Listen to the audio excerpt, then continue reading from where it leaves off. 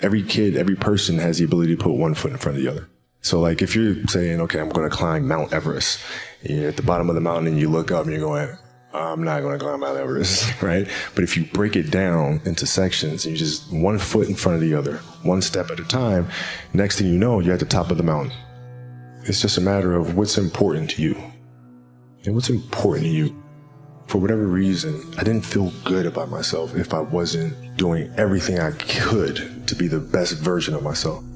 If I felt like I left anything on the table, it would eat away at me.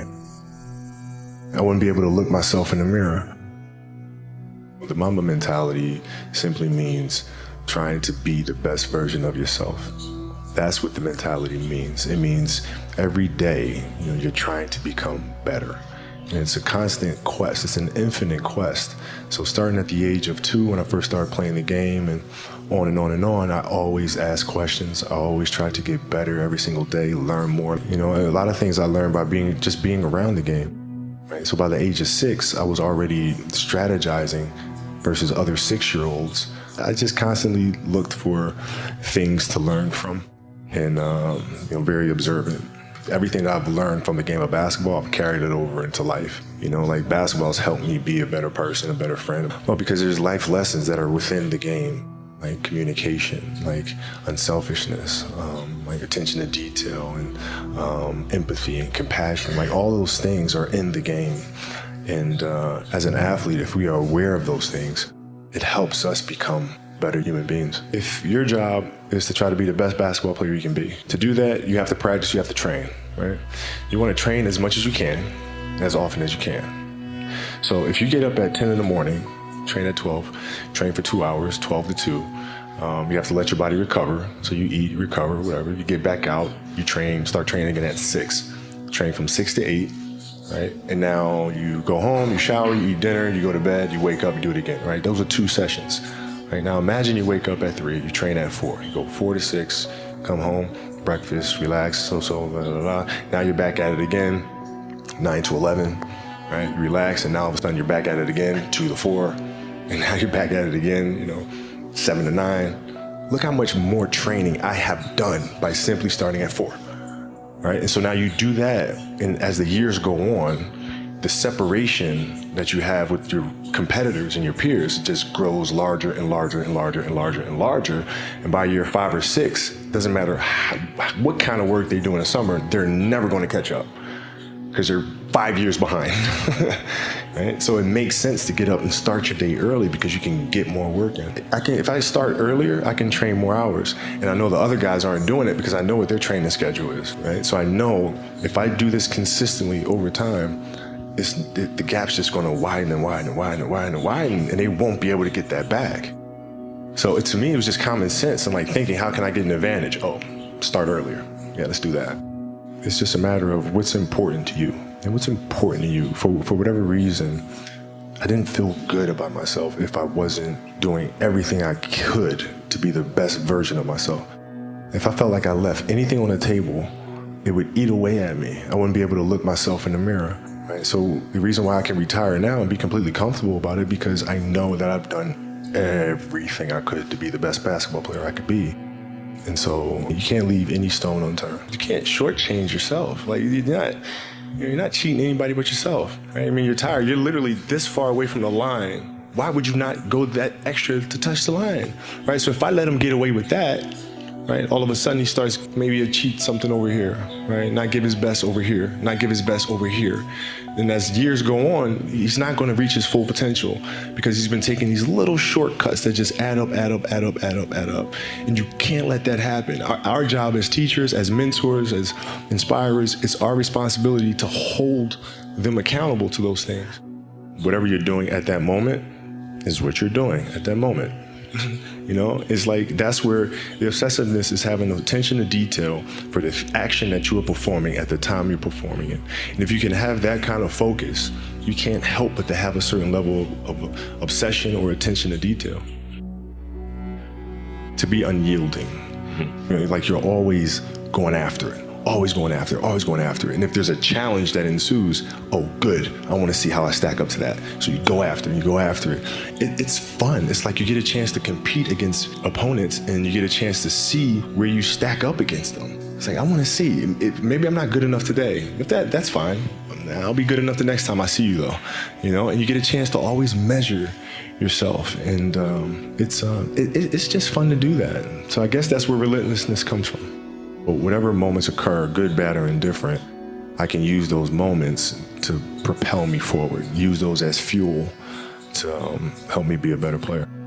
Well, losing to the Celtics in the finals in 2008, that was tough. It was brutal. At night in the hotel room after we lost, just thinking to myself, I might never win another championship. I might have just, this is it. It's too hard to get back here. Maybe it's not in the cards to win another one. And so I go through that night of being mad. And then the next morning I wake up and I start thinking, nah, I gotta fix this. So where did it go wrong? Why did we lose? Right? We weren't tough enough. Okay, we weren't tough enough. Whose responsibility is that to make the team tough? It's mine. All right, so now I have to start figuring out how I'm going to lead this team differently, so to make sure that when we get to the finals the next time, we're tough and ready for this challenge. And that's how you bounce back from those moments. It was hard, man, because the Achilles injury is the worst injury for an athlete. It's like the worst. It's like the kiss of death. And when I ruptured my Achilles, I knew what happened. I knew the severity of the injury, and I didn't know if I was going to come back from it. This is it. My career could be over right now. Well, what I did is, I went home and I was just really angry. And I was angry. I was mad. I was angry. I worked so hard for us to get to the playoffs and to have a chance to win another championship, and then this happened. So I had a lot of anger. And then from the anger, then I was sad. And then you start feeling bad for yourself. And then you say, all right, okay, I'm done being a baby. Okay, what am I gonna do now? Because I can't sit here and give up. That's not an option. So now what? It's a process. You look at process. Mm-hmm. What am I gonna do? What can I control? Surgery, we'll do the surgery. Come out of the surgery, recover. From there, physical therapy. Okay, physical therapy, piece by piece by piece by piece by piece, start running, back on the court. And so I broke things down into sections and said, okay, I'm gonna focus on resting right now. This is it. I'm gonna focus on moving my toes and then walking. And then, so you look at every challenge at every step, and that's how you're able to be resilient and come back from these things. Every kid, every person has the ability to put one foot in front of the other, right? So if you're saying, okay, I'm gonna climb Mount Everest, you're at the bottom of the mountain and you look up and you're going, I'm not going to climb Mount Everest, right? But if you break it down into sections, you just one foot in front of the other, one step at a time, next thing you know, you're at the top of the mountain. I came back from the Achilles and I was fine. And then the next year I fractured my knee, right? It's oh, here we go again. Come back from that next year, tear my shoulder. Here we go again, right? But if I looked at those things in totality, it'd be depressing. But if I look at it as just the facts, this is it happened. Can't do anything about it. It happened. Now what are you gonna do? One step at a time. As time goes on, I'm sitting there 70, 80 years old, and I'm gonna be wondering if I could have come back from this injury. I don't wanna wonder, I wanna find out. I wanna see if the critics are out there saying he's done, he'll never come back. Well, maybe you're right, maybe you're not, but let's find out. I think the greatest fear that we face is ourselves, actually. I think it's not anything that's external or anything that's superficial. I think the greatest fear you face is yourself, because we all have dreams, and it's very scary sometimes to accept the dream that you have, and it's scarier still to say, okay, I want that. It's scary because you're afraid that if you put your heart and soul into it and you fail, then how are you going to feel about yourself, right? So being fearless means putting yourself out there and going for it. No matter what, go for it. Not for anybody else, but for yourself. Dance beautifully in the box that you are comfortable dancing in, right? So everybody's box is different. My box was to be extremely ambitious within the sport of basketball. Your box is different than mine, right? Every kid here has their own box, but it doesn't mean that your box isn't as beautiful as mine, right? Everybody has their own. It's your job to try to perfect it and make it as beautiful of a canvas as you can make it. And if you have done that, then you have lived a successful life. You have lived with Mamba mentality. Right? So it doesn't mean you have to go out here and do all of these crazy things. I'll have to be like this person or that person. No, what are you comfortable being? What is it that you want to do with your life? And once you have that, then you try to live it to the best of your ability. My vision of what my goal is changed drastically as I got older. So like as a kid, I said, I want to be the best ever. Right? And now you go through your life and everything you do is try to be the best ever, be the best ever, be the best ever. And as you get older, you start understanding that those things are very superficial things.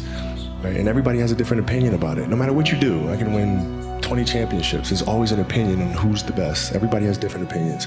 And so I started really kind of understanding maybe that's not the important thing. Maybe the important thing is to, how do we as a team grow?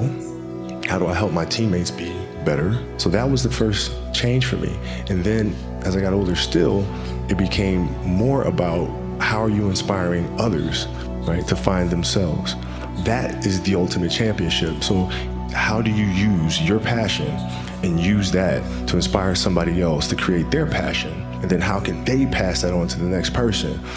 That is true success.